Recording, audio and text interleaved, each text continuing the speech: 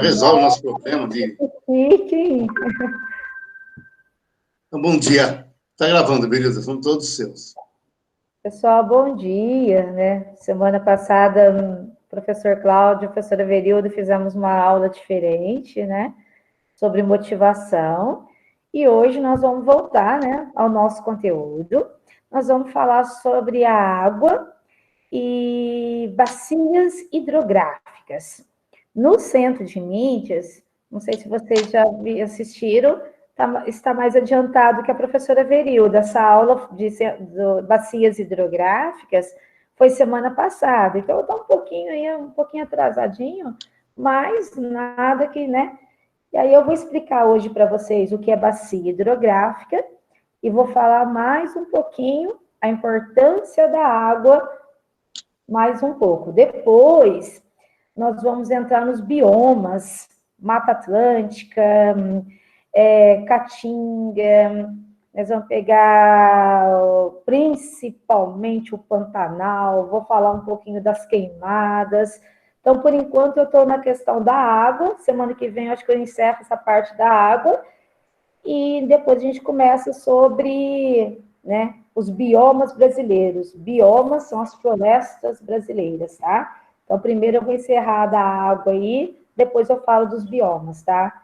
Cláudio, pode colocar o vídeo, 2 vídeos, viu, pessoal? Tá. Fazendo favor. Primeiro do Guilherme Arantes, né? Isso, da música. Que é uma música que venceu um festival, o Festival da Canção. É linda, né? Vencedora do Festival da Canção. Tá, vou desligar aqui o microfone, então vamos lá.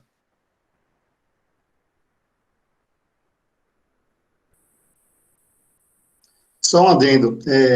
Crianças, reparem, prestem atenção na letra da música, por favor, tá? Presta atenção muito na letra dessa música.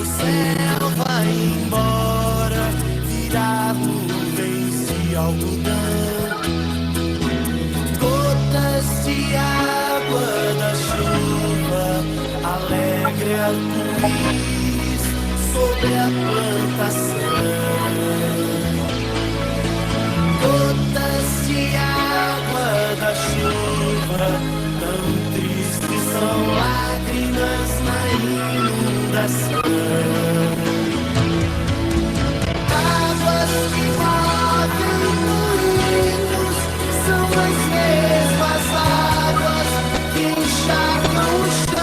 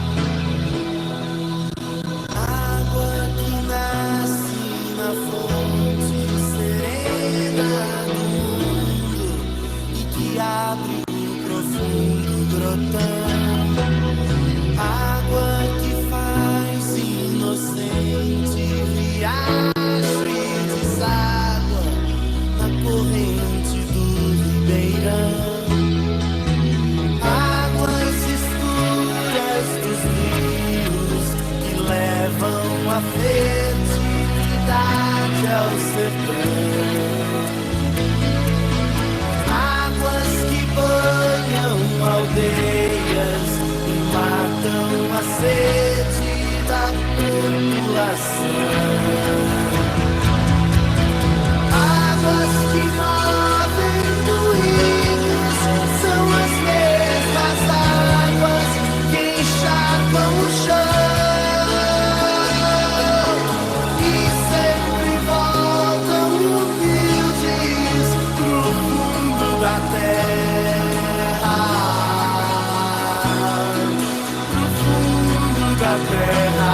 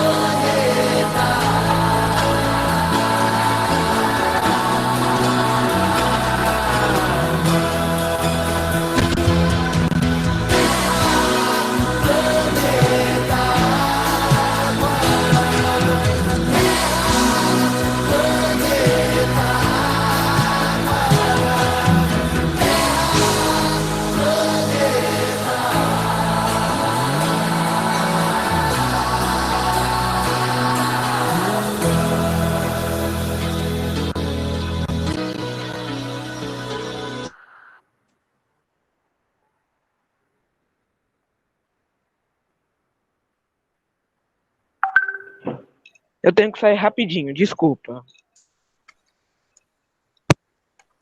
Cláudio, vai colocar das bacias hidrográficas ou eu explico um pouquinho agora? Coloca agora? Eu vou explicar um pouquinho aqui e depois você coloca, tá? Pessoal, essa música, né, que o professor Cláudio colocou, eu acho ela uma canção muito bonita, né? A importância da água. Lembrando que o Brasil, né, é um país onde tem mais rios e que 50% desses rios estão poluídos, né? Quando se vocês tiverem a oportunidade, vocês perguntar para os pais de vocês, às vezes, né, eu conheço pessoas que falam assim, nossa, quando eu era criança, eu me banhava nesse rio, né? Lá em Salto, no Museu do Tietê, perto daquela ponte que nós vamos para Itu, num cantinho perto das casas tem um escorregador, né? Bem antigo. Então, isso significava que as pessoas banhavam naqueles rios, né? Então, assim, pessoas de 60, 40 anos, 50 aí, a gente pegamos uma época onde tinha muita água, né? Os rios era limpo. Então, quando nós vamos para um lugar hoje, que você olha aquele rio e vê a imagem dele, quando nós éramos criança, dá, assim, uma tristeza, né? Uma tristeza muito grande. O mês passado foi aniversário do Rio Piracicaba, e mostrou a imagem dele antes e ele agora. Tudo bem que nós estamos numa seca, né? A gente está num período de seca muito grande, só que mesmo assim a gente fica triste de ver que o Brasil é a porção de maior água doce do planeta e saber que 50% dos rios estão poluídos, né? Então, dá uma sensação de tristeza muito grande, né? Vocês, a idade de vocês, vai ver isso somente nos livros e na internet. Mas nós, os quarentões, cinquentões aí, a gente viu, né, um país, assim, o Brasil, com os rios tão bonitos, né? E aqui, eu peguei um pouquinho do Rio Tietê, eu achei interessante umas coisas que eu peguei para passar para vocês. Em 5 anos, né, retirou 200 toneladas de lixo do Rio Tietê. Garrafa PET, bolinhas de plástico e até capacete, colchão, tudo isso jogado no Rio Tietê. E aqui, né, para a despoluição do Rio Tietê, já custou nos cofres públicos, quer dizer, é nós que pagamos para o nosso imposto, né, 8,1 bilhões. Então, né, aquela sacolinha que a gente joga em qualquer lugar, aquele canudinho, aquele papel de bala, vai parar, gente, no rio, não adianta, tá? Então, quando vocês saírem de casa, sempre a professora Verilda fala, não jogue em qualquer lugar, tá? Não joga, porque vai acabar nos rios, tá bom? E aí, nós vamos falar de bacia hidrográfica. O que é bacia hidrográfica? É quando os rios, eles vão se encontrar, tá? E vai formar, a gente fala assim, um rio grande, um rio maior, né? O que são os afluentes?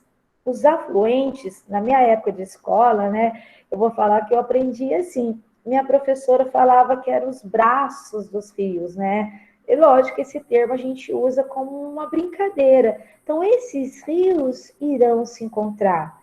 Por exemplo, o rio Jundiaí, que passa aqui em Dayatuba, ele vai encontrar com o rio Tietê, que vai desaguar no Paranazão. Depois ele vai para o Oceano Atlântico. Então, é os rios se encontrando e vai formar uma bacia hidrográfica. Então, às vezes, não sei se alguém que dá classe já observou assim. Vou dar um exemplo ali no Museu da Água, daqui de Indaiatuba, né? A gente vê aquelas nascentes, né? No Museu da Água tem uma nascente, a água tão limpinha, tão fresquinha, né? E essas, fala assim, professora Veriúda, mas essas nascentes vai formar uma bacia hidrográfica? Ela vai formar uma bacia hidrográfica.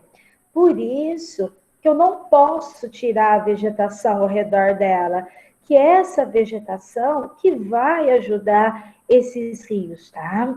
Então, por exemplo, o Cláudio, que morou na Grande São Paulo, ele entende mais do que eu, né? Quando nós vamos estudar a Grande São Paulo foi mudado os cursos dos rios, né? Foi mudado o curso do Rio Pinheiros, o Rio Tietê, foi mudado todo aquele curso. Na maneira que você muda um curso de um rio, ele vai ter consequência, né? É o homem tendo a interferência, mas quando chove, vai ter todo, né? Aquelas enchentes, todos aqueles processos. Então, às vezes, a gente culpa a questão, nossa, mas o que aconteceu? Que desastre ambiental. Mas ali tem sim, gente, a interferência do homem, tá? Por exemplo, Belo Horizonte, a capital, né? Vou falar da capital ali de Minas Gerais. Ali tem várias nascentes de rios, né? Tem um rio que ele passa dentro da cidade. Quando ele chove, ela em BH, que tem as chuvas mais fortes em janeiro, fevereiro, aí sim, né? Nossa, mexe com todas as estruturas da cidade, porque essa interferência humana vai causar esse grande prejuízo, tá? Então, às vezes a gente fala assim, nossa, a natureza, olha o que está acontecendo com a natureza, mas começam a perceber, tá? E eu estava até, domingo, eu estava na casa do meu pai, e eu estava perguntando para o pai, né? Falei, pai, mas como é que o senhor sabe, né, da questão das chuvas? Aí ele falou, né? Na lua nova, né, que é sexta-feira, dia 16, com certeza vai vir chuva. Por quê? Porque os antigos, né, os povos antigos, meu pai, os pais de vocês, eu não sei, né, são bem mais jovens do que o meu pai, mas eles se baseiam muito na força da lua, tá? Então, se vocês olharem no calendário, principalmente quando é a lua nova, realmente chove, né? Tem aquela influência da lua. Então, como planeta, às vezes a gente não damos muita importância, mas essa força da lua, né? É a lua nova para o plantio, a lua cheia, qual plantio que eu posso fazer? Então, tudo isso tem a interferência na questão das chuvas. A gente não precisa, né, às vezes, nem saber tanto a meteorologia, igual a das grandes tecnologias. Basta perguntar para as pessoas mais velhas que eles vão ter essa sabedoria muito grande. Meu pai, e eu escuto muito meus tios falar a força da nova, a força da lua nova. Então, começam a prestar atenção aí sobre essa questão da natureza, tá? E eu me lembro Até eu vi esse comentário na hora que eu fui preparar a aula para vocês, quando o meu professor, ele falava afluentes, né? São afluentes, um professor falava o braço, né, do rio, né? Uma visão, assim, imaginária. Mas se vocês olhar a folhinha da couve, ela tem vários risquinhos, né? A gente aprendeu nisso, que era bacia hidrográfica. Aqueles risquinhos é como se fossem os rios aonde ele vai encontrar no rio maior, tá? Por exemplo, Rio Amazonas, Rio São Francisco e o Rio Paraná são os 3 maiores rios do Brasil, tá? Só que eu quero que vocês lembrem que 50% desses rios estão poluídos, tá? E às vezes vão falar assim, professora Verilda, mas é só o Brasil? Não, gente, o Rio Nilo, né?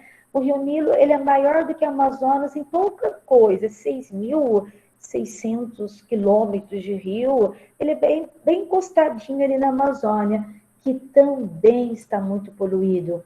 Alguns rios da Rússia, muito poluído. Então, eu quero deixar claro para vocês que não é só o Brasil. Às vezes o aluno pensa, mas é só o Brasil? Não, gente, os outros países enfrentam, né? A Inglaterra, ela teve uma despoluição de um rio que durou muitos anos, né? É um processo que demora muitos anos. Se eu pegar o Tietê aí, 5 anos de despoluição e não resolve o problema. Por quê? Porque vem a educação da sociedade. Não adianta, a geração de vocês, graças a Deus, já estão assim mais preocupados com a questão da água. Quando nós vamos estudar sobre a questão da água na África, as cenas, eu gostaria, eu vou ver se eu pego um vídeo para vocês verem. Na África é uma situação gritante, aonde a Europa, hoje ela fabrica, né, tipo aqueles lencinhos, né, de bebê, que as mães passam no bebê, para os adultos, por causa da falta do banho. A Europa manda esses lencinhos para a África, alguns países africanos, principalmente a Angola, aonde eles não têm a questão do banho e vai passando aquele lencinho úmido no corpo. Então, que situação que chegamos, né? Mas, professora, isso pode, né, acontecer em outros países? Sim, pessoal, né? A água, foi o que a música falou, é o bem mais precioso que nós temos, né? Eu me lembro que eu conversei com um cara que trabalhou no Haiti, daqui de Indaiatuba. Eles foram trabalhar no Haiti, na missão de paz. E ele falou que a água que as pessoas bebem, a água que as mulheres lavam calçada aqui no Brasil é mais limpa do que os haitianos bebem. Então, vocês imaginam aí a situação crítica dos outros países na questão da água. Hoje, a Espanha, não só a Espanha, mas outros países também, está tirando a água do mar, tá? Ela separa todo esse sal, os Emirados Árabes também. Depois eu vou explicar um pouquinho sobre isso nas outras aulas. É um processo muito caro para você tirar todo esse sal, né, dessa água. Mesmo você bebendo essa água do mar, mesmo tirando todo esse sal, não sei se vocês podem imaginar igual a professora Verilda, o gosto ainda permanece, né, porque é uma água do mar. Então, a Espanha, até uma reportagem que eu vi, de jogadores na revista Placar, fala, né, que nossos jogadores, né, que vai para a Espanha, os meninos entendem mais de futebol do que eu, eles sentem muita falta da água brasileira, da nossa comida brasileira. Então, às vezes as pessoas fazem tanta crítica ao nosso país, mas vamos lembrar aí dos nossos rios, o quanto eles são importantes. Principalmente o Rio Amazonas. Vocês imaginam aí mais de 6 mil quilômetros de rios. É muita coisa, né, gente? Muita coisa. Professora, o rio Ganges da Índia, ele é muito poluído. Além das pessoas defecarem no rio. Tem muitas fábricas que jogam muito poluente na água. E quando chega no lugar onde as pessoas tomam banho, essas coisas, a água já não aparece mais. Mas todo mundo fica doente por causa dessa água. E isso, nós vamos pegar milhões de pessoas que morrem por ano por causa da água. Lembrou bem aí do rio Gange, né? O rio Gange, na Índia, é considerado um rio sagrado, onde eles jogam a cinza dos mortos na água, eles bebem dessa água, eles tomam banho, e para eles é um rio sagrado. Vocês imaginam, né? Faz, né, defectar nesse rio, joga a cinza dos mortos, porque na Índia usa cremar os corpos, as cinzas são jogadas, depois eles bebem essa água. Então, semana que vem eu tenho que falar para vocês quantas pessoas estão morrendo por ano por causa da poluição dos rios, né? Lá eles nem têm banheiro. Eles Não fazem tem, não tem. no rio. Quem que está falando que eu não estou... Matheus. Matheus, é interessante, Matheus, que até uma pesquisa que você falou agora, eu achei interessante, que mesmo no século XXI, com tanta tecnologia, 5% da população, principalmente na Ásia, não conhece papel higiênico, tá? Então, até isso, o Brasil, a gente reclama da vida, mas nós aqui, graças a Deus, estamos muito bem diante de vários países. Eu não imaginava, em pleno século XXI, um mundo de tanta tecnologia, pessoas que não conhecem, não usam papel higiênico, tá? Então, olha a situação crítica que a gente se encontra aí, tá? Alguma pergunta antes do Cláudio passar o último vídeo? Alguma pergunta? Querem falar, pessoal? Nenhuma, professora. Nenhuma? Tá dando para entender o que eu estou falando? Também não tenho nenhuma. E assim, eu quero também que vocês, sempre eu falei isso, né? Sempre eu falo isso. Eu comecei a gostar de geografia e história, me lembro, assim, que, né, eu usava muito, meu pai, né, na roça, tudo, a gente usava muito ônibus, né? Não tinha carro. Em todo momento, eu peço para vocês, observam. A geografia e a história é observar. Professora Verilda, eu passei perto do rio Tietê, o que é aquilo, né? Eu passei lá em Salto, mas lembrando que o Tietê, ele tem mais de 1.100 quilômetros, né? O Rio Pardo, acho que é 328 quilômetros, o Rio Grande, então é muito rio, gente, é muito rio. Vocês imaginou o Tietê, mais de 1.100 quilômetros, é muito rio mesmo, né? Então, começa a observar vocês de carro ou ônibus, assim, observa. E toda cidade, para ela ter muitas indústrias, ela tem que ter um rio perto, né? Desde a história ali, você vê, né? Sempre o rio, tem que ter um rio perto. Como que eu vou trazer muitas empresas para Indaiatuba se eu não tiver rios? Eu preciso do rio que gera energia, que gera tudo. Então, observa. Mas eu fui para uma cidadezinha lá de Minas, né? Vou dar um exemplo, Poços de Caldas. Poços de Caldas tem muita represa, o Rio Grande, né? Passa em Poços. E o Rio Grande, depois, ele vai desaguar uma boa parte na Cantareira. Então, vocês vai observando toda cidade que vocês for, mesmo assim, dá um tempinho, assim, lembra um pouquinho da aula de geografia, observam. Sempre observam, tá? É isso que eu peço para vocês. Para gostar de geografia e história, eu tenho que observar, tá? Então, desde criança, eu me lembro, assim, com 7 aninhos, né? Eu já gostava de observar, olhar várias coisas, né? Tudo eu gostava de observar, até numa igreja que eu entrava quando criança, eu ficava olhando assim, né? Da onde que veio aquele lustre, da onde que veio esses bancos e aqueles quadros. Então, eu falo para vocês, para gostar de geografia, gostar de história, é só observando, tá? E se os pais de vocês, graças a Deus, falam também, eles são as maiores fontes históricas dentro de casa.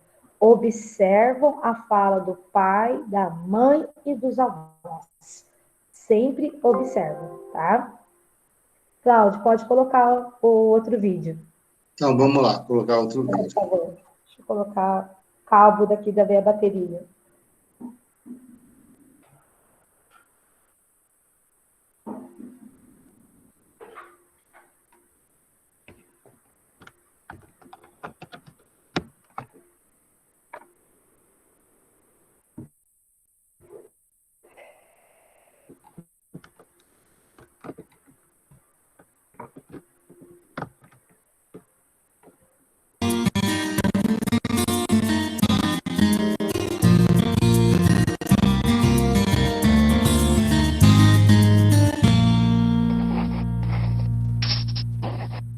Comitê de Bacia Hidrográfica. O que é e o que faz?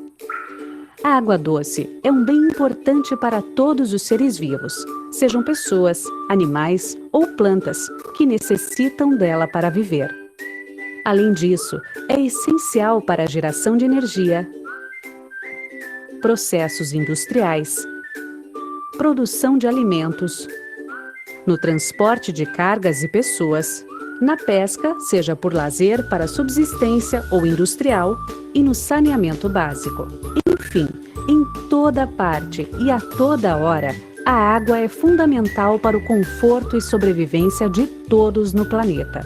Por isso, é necessário garantir todos os usos e, ainda mais, cuidar da conservação do meio ambiente.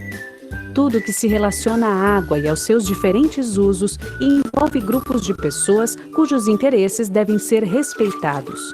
Todos veem e utilizam a água de uma maneira.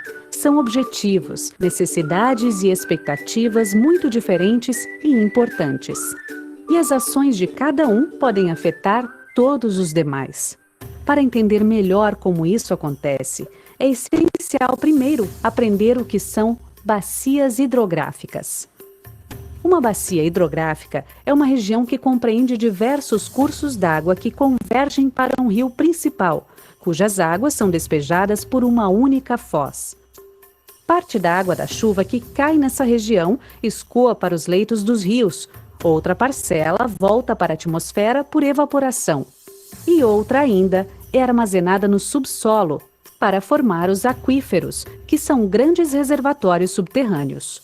O ser humano está presente nesse cenário com todas as suas atividades, utilizando a água de diversas maneiras e despejando resíduos em vários pontos dessa bacia. Assim, muito mais que um sistema natural de águas, uma bacia hidrográfica é um grande sistema social, econômico e ambiental. E as soluções para o melhor aproveitamento e para a preservação desse grande bem comum têm que ser encontradas de forma coletiva e participativa. Os comitês de bacias hidrográficas. Os comitês de bacias hidrográficas são locais de discussão e decisão que reúnem representantes dos usuários da água, da sociedade civil organizada e do governo. Eles devem discutir e negociar democraticamente e com transparência os diferentes interesses sobre os usos da água na bacia. Uma das principais decisões a ser tomada pelo comitê é a elaboração do Plano de Recursos Hídricos da Bacia.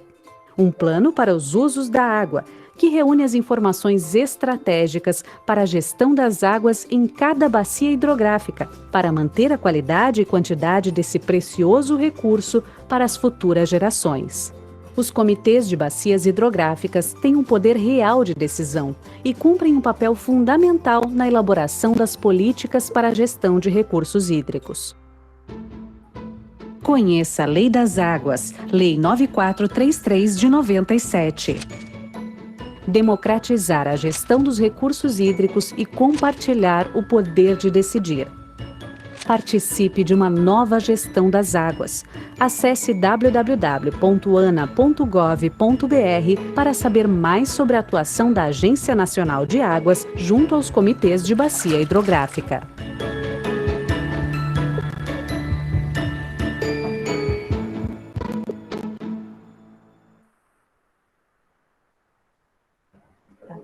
Pessoal, para encerrar agora, né, já terminei, e assim, o vídeo, só um minutinho, fala baixo, desculpa, pessoal, e entra assim essa questão das bacias hidrográficas, o vídeo ali explica bem direitinho, né?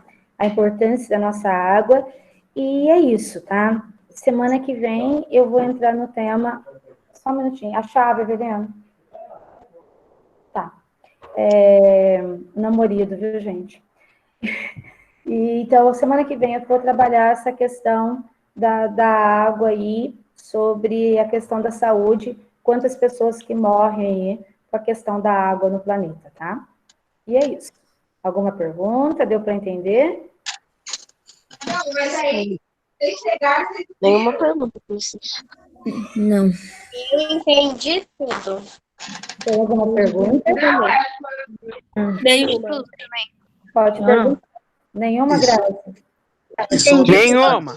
E só um detalhe para vocês pensarem para a próxima aula, para a aula da semana que vem, da Verilda. A gente tira muito o Brasil pela nossa cidade de Indaiatuba, né? Aqui nós temos quase que 100% da cidade atendida, tem rede de esgoto, né? Tem seu saneamento básico. Mas lembre-se que nem uns alunos falaram lá do Rio Ganges, né? Que o pessoal jogam corpos, né? Animais que morrem, ficam flutuando no rio, e as pessoas são benzidas no rio, lá no Ganges, no Jordão, uma coisa de louco. Só que no Brasil também, gente, 48% da nossa população não tem saneamento básico, não tem rede de esgoto na sua casa, né? 48%, se nós somos, fazer uma coisa assim bem basiquinha, se nós somos em 200 milhões de habitantes, bem mais de 200 milhões, mas se somos 200 milhões, significa que uma média de 90 milhões de pessoas não tem banheiro em casa, não tem saneamento básico, né? Então, um problema sério, e isso causa, vocês vão ver na próxima aula da Abril, causa um monte de doença. A água traz muita doença, né? Que nem agora, né? Porque as pessoas pedem para se lavar as mãos, né? Quando você lava a mão com sabão, você não está matando só o coronavírus, é o vírus atual que você mata, né? Mas você mata um monte de germes, né? Que você traz da rua, né? Quando você coloca a mão no chão, quando você leva o dedo na boca, né? Vai coçar o olho, né? Por isso que todo mundo fica com o olho vermelho, de repente, do nada. Porque você estava com a mão suja, né? E, de repente, você vai coçar o olho com a mão suja, vai um germe, uma bactéria, né? Dá uma inflamação, uma pequena inflamação na hora, né? O rio do Parque Novo de Indaiatuba, ele também tá ficando com lixo. Eu já passei lá e tem lixo nas bordas, assim, vai ficar igual o Tietê daqui a pouco. Sim, Manuel. Eu vi que em Indaiatuba, no último carnaval que teve, o ano passado, eu vi uma reportagem no UOL, foi não sei quantos containers de lixo que foi tirado de perto do barco, né, Cláudia? Então, eu acho que eu falo porque eu conheço vocês, né, o professor Cláudio, vocês já têm uma ideia de educação ambiental, mas tem pessoas mais velhas, gente. Não vou falar assim, não sei, né? Por exemplo, eu vou falar porque às vezes tem uma festa ali no Parque Ecológico, um carnaval. No dia seguinte, se a gente dá uma olhada, né, quem passa ali, fala, meu Deus, o que aconteceu isso? Então, mesmo que a lixeira está do lado, tem pessoas que não estão preocupadas com a questão ambiental. A lixeira está ali do lado, e eles jogam no chão. É vergonhoso mesmo, é vergonhoso. Eu tenho vergonha, sabe, eu acho muito feio. Às vezes, ano passado, eu vinha da escola de van, e as pessoas abriam ali, né, o vidro do carro e jogam aquela latinha, jogam um saquinho. Eu tenho vergonha de um adulto fazer isso. Eu fico envergonhada, falo, meu Deus, que isso, né? Eu fico envergonhada. Não é fácil, não. Não, mas é isso, Cláudio. O meu se encerrou já, né? Deixar, né? Agora é o professor Cláudio História, né? Mas obrigada. Aí depois você me passa, Cláudio, os nomes de quem participou, tá? Pode deixar, pode deixar. E agora é o Cláudio História, né? Senão eu começo a falar no claro. E... Aqui, ó. Professora, Oi, já pode sair? espera, deixa eu falar tchau primeiro. Obrigado, pessoal, por participar. Obrigada a você, pessoal. A gente prepara com muito carinho. E semana que vem De nada. nós vamos falar, né, das doenças aí causadas pela falta da água, principalmente vou trabalhar muito os outros países e Brasil também, né? Brasil também, tá? E aí, Professora, obrigada. Oi? eu ouvi falar que os vírus, né, os germes, começaram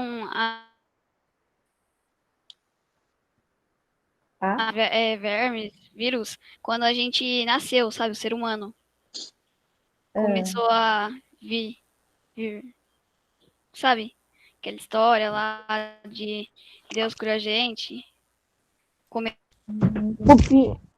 O pior de tudo, da água tá Eles poluída comem porque chega até a comida também, né? O que a gente come, que é regado, sei lá. Sim, né? É muito cuidado, né? Nós vamos pegar regiões no Nordeste, onde a seca é trabalhada em várias canções, né? Várias músicas, que a seca ali do sertão, né?